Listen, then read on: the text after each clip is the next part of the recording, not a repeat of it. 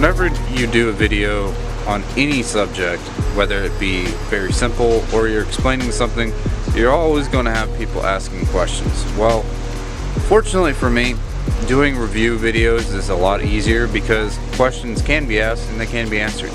So today I'm going to go over two topics that I previously made videos on.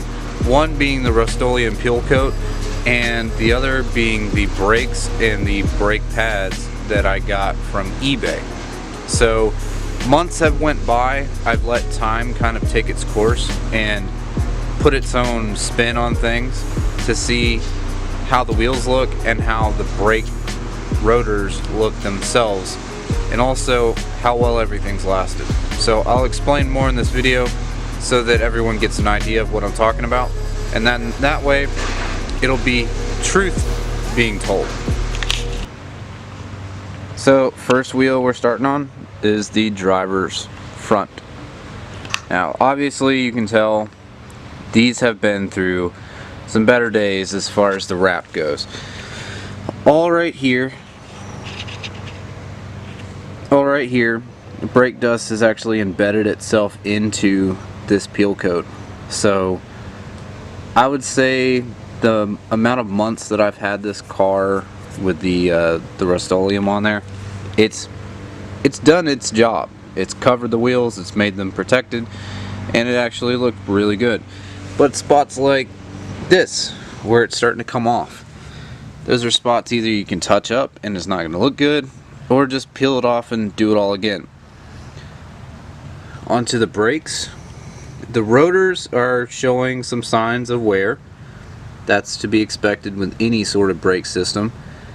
These are actually holding up quite well.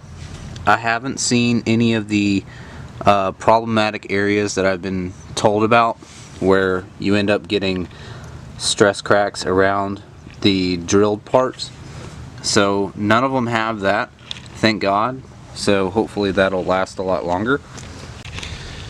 Onto the back side. This side's a little bit better as far as the Rustoleum.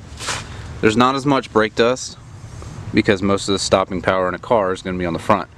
But the way that these are set up, these are not fully drilled out. Those are just kind of like dimples in there.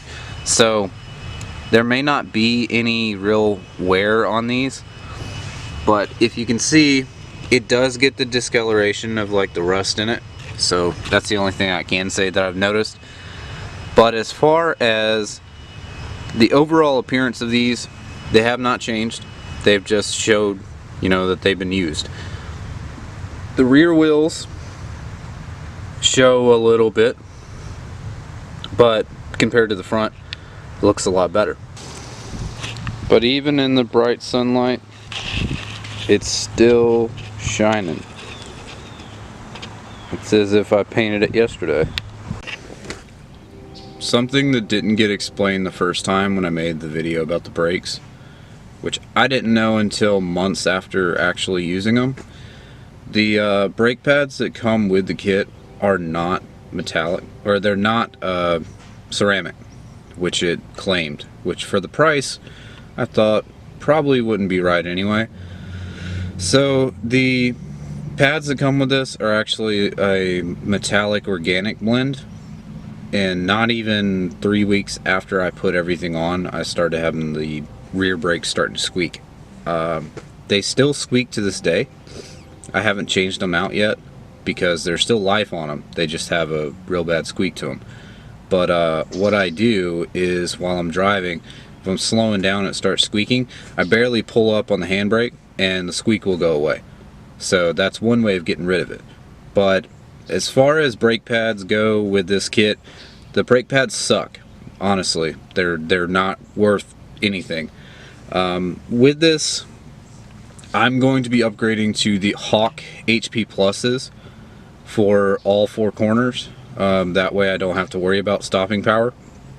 They will work with these rotors. The rotors are strong enough to where it'll withstand it. I'm definitely not going to be using this brand as far as brake pads go. If I ever need rotors again, I'll probably get more But as far as the brake pads, you know, if it comes with a kit, they're just getting tossed.